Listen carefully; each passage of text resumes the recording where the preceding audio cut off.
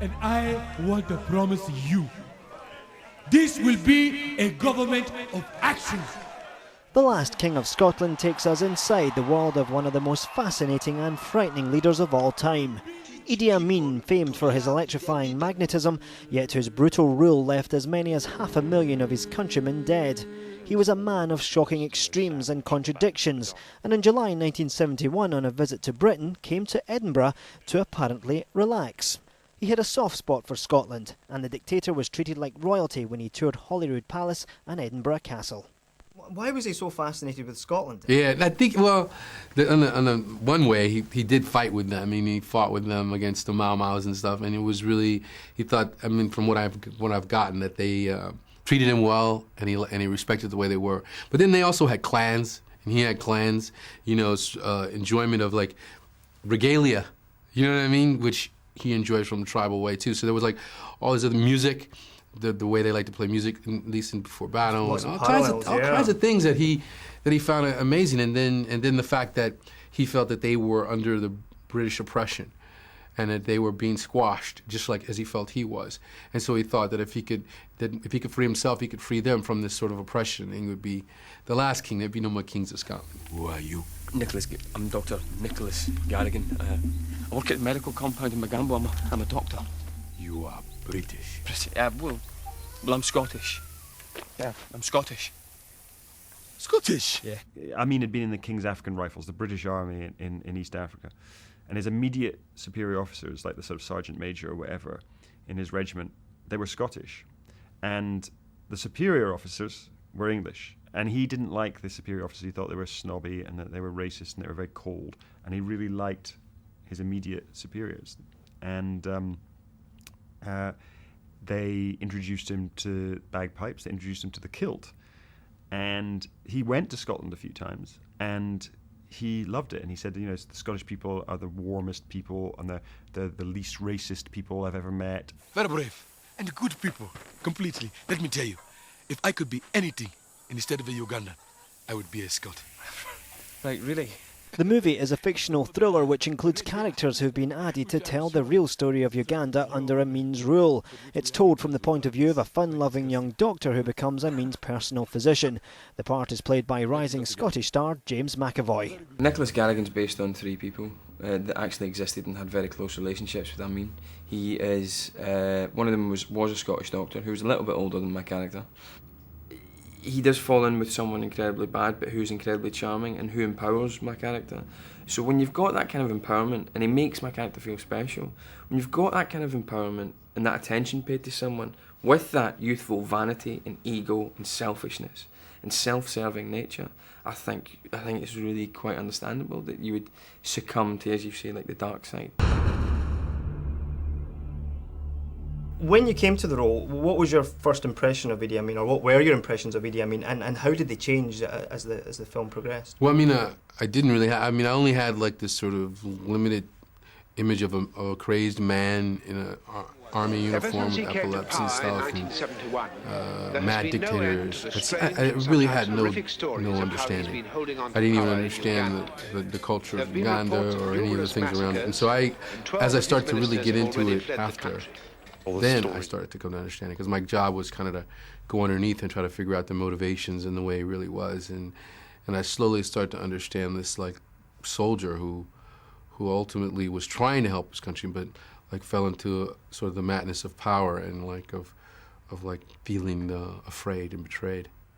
Which I think is the point of view that we will all come to this film, that we've all got one perception that he's up there with, you know, like Stalin and Hitler and Saddam Hussein as another, but he was very complex, but he was also very charming, wasn't he? And extremely. You can easily see why people were sort of seduced to the dark side, if you know what I'm saying. For sure. I mean, all the way through. I mean, he started off like this poor little kid. He got into the army, and he kept rising. He was like the favorite of the Brits. They brought him to Sandhurst to train. He was one of 2 people they chose, and he was training with the Israelis, and he slowly like. Even when he was the head, under the chief of staff underneath the president, Obote, the reason that Obote wanted to get rid of him in a lot of ways was because he was so popular. He was too popular with the people, with the military. This is all very well, Your Excellency, but what about the reports of mass killings? Who have you been talking with? The British. Go. Look around Uganda for missing people. Go anywhere you please. So why would the British spread these rumours? Because they hate me. Because I refuse to recognize South Africa, a racist regime that they support. Also, they are jealous of me.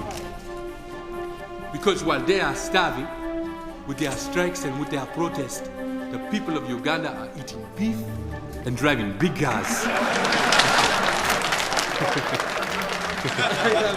And then the Brits put him in because they thought they could control him, and the press was seduced all the way through. You know, I remember I talked to Jon Snow, he was talking about, I was so enamored by him that I never really reported about any of the negative things until in a way it was too late. And so it was that charm that I tried to capture as well. You are the only one I can trust here. You should have told me not to throw the Asians out in the first place. I did, but you did not persuade me, Nicholas. You did not persuade me.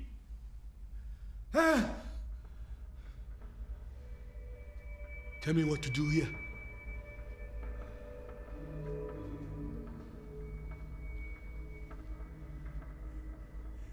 Don't throw the journalists out. They're only going to write more lies about you. You invite them to meet you face to face. You charm them. You show them what kind of a man you are.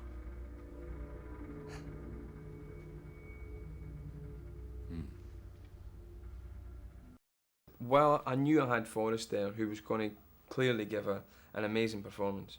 I knew that I had to carry all the bits of the film that he wasn't in, you know? And that's quite a lot.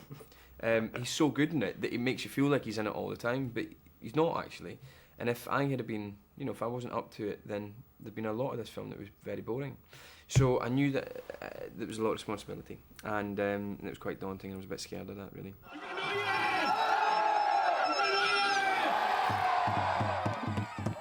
What was the reaction to you in character when you were in Uganda? Well, I know the first time I came out, I was at Malago, I was at the hospital, and I was wearing the outfit, the general outfit, and I had that energy. And when I first came out walking, I mean, everybody just kind of moved back. I think it really threw them off, you know, to see that kind of energy coming into the room, you know. And then later, I know that they assumed, many of them assumed that I was African, you know, because they would see me talking in Kiswahili and my gestures, behaviors. They hadn't seen Panic Room, you know.